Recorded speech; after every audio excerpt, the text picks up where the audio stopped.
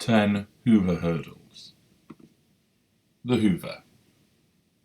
It is one of the most discussed periods of the narcissistic entanglement. I am referring to it in the traditional sense, namely the 3 post-discard escape Hoovers, although, as you will be aware from my works, there are other Hoovers throughout the interaction between us and you. There are most likely 2 reasons for the post-discard or post-escape Hoover being a prime topic of discussion. First, by the time you have worked out what you are dealing with, you will have already experienced the seduction, devaluation, and discard or escape. The post-discard escape Hoover is what is occupying you now, because it may have happened recently, is ongoing, or you anticipate it happening. The second reason is that the possibility of ongoing interaction with us continues to fascinate you, and thus the post-discard or post-escape Hoover becomes the focus of much of your attention. I have explained in other works that if the initial grand Hoover has taken place and failed, this Hoover being caused by your escape, then you will face follow-up Hoovers thereafter of a benign and or malign nature. The catalyst for these follow-up Hoovers is whether you enter our spheres of influence through something that you have done, which is spheres 1 to 5, or the fact that you have just entered our mind for some reason, sphere 6. If you have entered a sphere of influence, we always consider, though it is dependent on the nature of the type of narcissist you are dealing with, and this degree of consideration varies considerably, whether a Hoover could be effected. The Hoover execution criteria must be met. There are a number of hurdles which will either prevent the criteria from being met, so the Hoover never takes place, or they will reduce the likelihood of it taking place. This then raises the question, what are those hurdles? Number 1, your whereabouts. If we do not know where to find you so that we can appear face to face and look to garner some excellent proximate fuel by turning up at your home, your work, or somewhere else you frequent, this naturally poses a considerable problem to us. A greater narcissist will apply some effort to ascertaining your whereabouts. A lesser is unlikely to do much at all. Accordingly, as part of building your defences, the necessity of changing where you can be physically found not only pays dividends in commencing no contact, but affecting the likelihood of a later Hoover. Number 2, your accessibility. In a similar vein, we need to be able to contact you. If we do not have a physical place to either attend, drive past, leave a note, or send a gift, then we will look to access you through electronic means.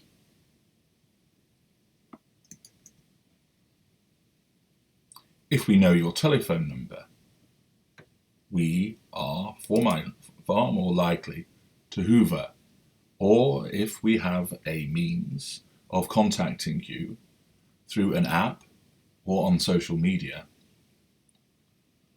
we will do so. If you have effected a media blackout and managed to sustain it, the prospects of a Hoover happening are vastly reduced. Number 3, the gullibility of friends and family. We may have a lieutenant in your ranks already.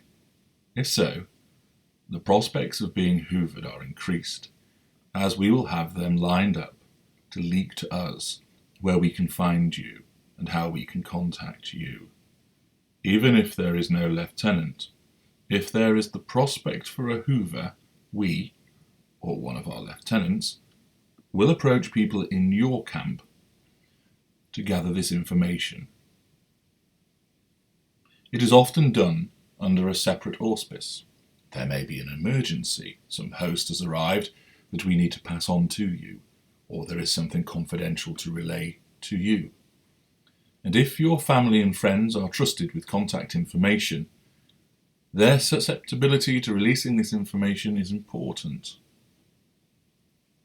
Bear in mind, several months may have passed, and if a lieutenant approaches your parents or a friend, they may not be alert to the danger. If those who might have your contact information remain impregnable, then the Hoover prospects are diminished. Number 4. Happy and contented. If you are demonstrating, to the outside world at least, that you are happy and contented, then this will affect the Hoover prospects. Generally speaking, we expect you to still be pining for us and miserable. This is regarded as a condition which is fertile ground for a successful Hoover. If we are aware that you are moving forward, that you rarely mention us, or that you appear generally happy and content, then certainly the lesser and mid-range of our kind will be far less likely to attempt to Hoover. This is because they fear that they may be easily rebuffed, and even though you may do so in a pleasant way, the fuel gained will be minimal. You should be aware, however, that a greater will regard you as a prospect to break, and therefore will not be dissuaded by seeing you happy and content in itself. Number 5. A new interest. If you happen to have moved on to somebody new, which of course is dependent on the passage of time and other factors, then again a lesser or a mid-range is less likely to Hoover. The prospect of being rebuffed and thus wounded through criticism will prove too great a risk to them. They will feel criticized already by knowing you are with someone new when you should be holding a torch and pining for them. They are likely to regard the Hoover as too risky, with the prospect for no fuel and further wounding. This will not apply to the greater narcissist. We are more likely to apply a malign follow-up Hoover and lash out at you and your new partner in order to get a double fuel strike from you and your new partner. Number 6. Your fuel potential. You will have been an excellent source of fuel at some point. That is why you were chosen and ensnared, but that changed. The reason Hoover fuel is so potent is that you will have recovered to some extent from what has happened to you. You will want to see us or be relieved that we have come back for you. Not always the case, but it often is. And most of all, the fact that we have abused you, and yet we can still entice you either to start the formal relationship again, or even to provide fuel, shows how powerful we are and thus adds to the potency of the fuel. If you are a super empath or a codependent, you will be a prime prospect for hoovering. However, if we regard you as still badly crippled by what we did to you, so that you have been in effect numbed, so that your emotional output is muted or deadened, this will affect whether a Hoover will take place. In such circumstances, a proxy Hoover may take place so a lieutenant can scope you out, or you may, if circumstances allow, receiving a paving the way message, which is not so much a Hoover in itself, but rather a way of seeing how the land lies, to then decide whether a Hoover attempt should be made. Number 7, your knowledge. If we are aware that you know what we are, or have information which could be damaging to us in the form of amounting to a serious criticism, this will lessen the likelihood of a Hoover. Whilst a lesser has no awareness of what he or she is, if you do know, and you keep making mention of it, and adapting your behaviour accordingly, he or she will at least sense there is little fuel to be gained, and or the risk of criticism. Similarly, a mid-range narcissist will realise that there is something off with the situation and think very carefully before being exposed to less fuel and/or criticism. The greater is not concerned by your knowledge of what he is.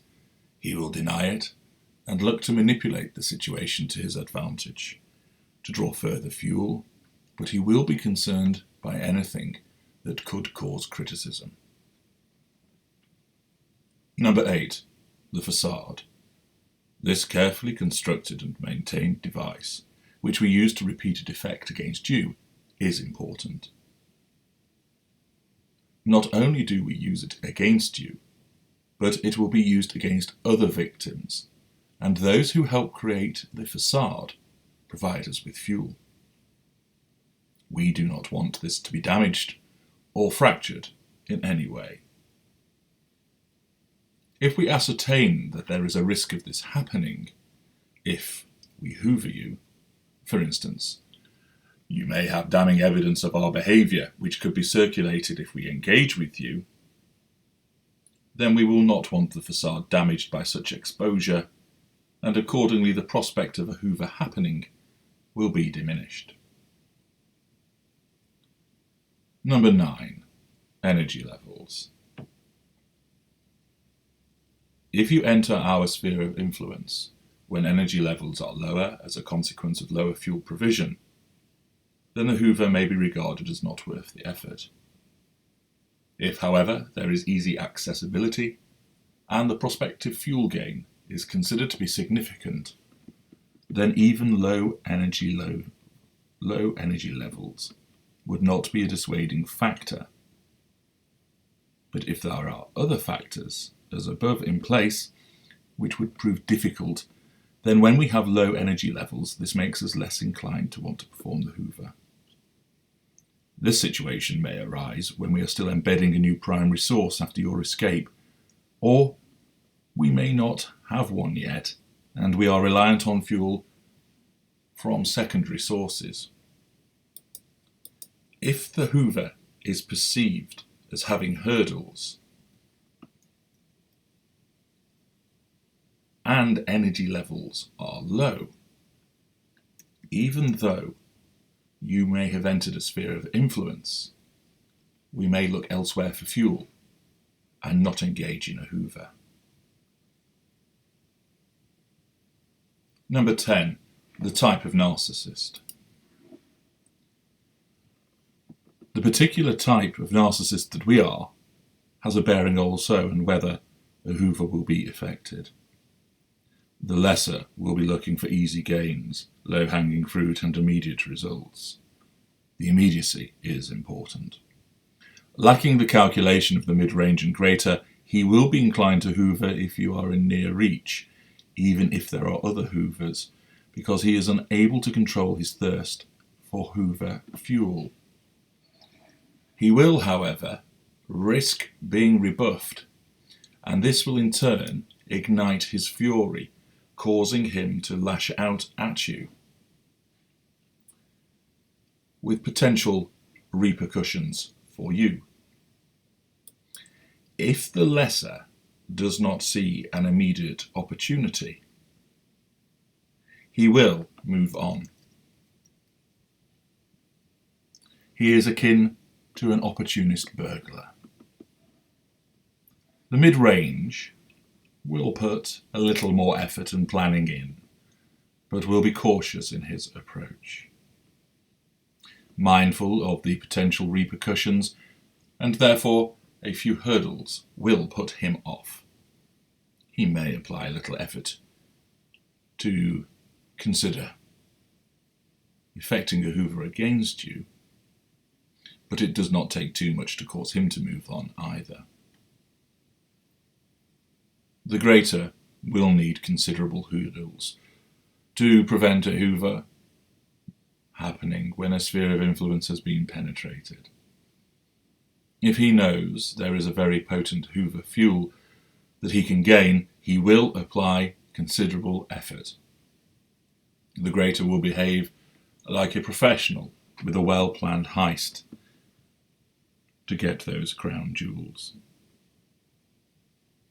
These factors need to be taken in consideration with one another to determine the likelihood or not of a Hoover happening once the sphere of influence has been penetrated.